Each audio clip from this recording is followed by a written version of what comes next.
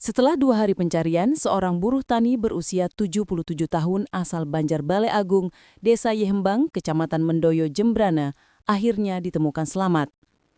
Korban bernama Gusti A. Ketut Suling sebelumnya dilaporkan hilang sejak Jumat sore, setelah meninggalkan rumah dan tidak kunjung kembali.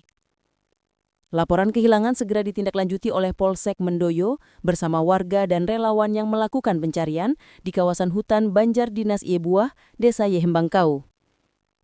Upaya pencarian yang dilakukan selama 2 hari akhirnya membuahkan hasil.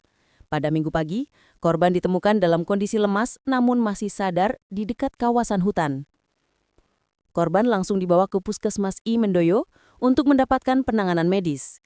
Setelah menjalani observasi selama 2 jam, kondisinya membaik dan diperbolehkan pulang ke rumah.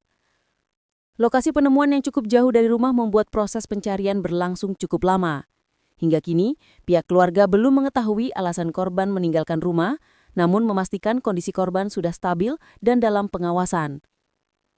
Peristiwa ini menjadi pengingat pentingnya kewaspadaan terhadap anggota keluarga lanjut usia, terutama yang tinggal di wilayah pedesaan dengan akses hutan atau area terpencil.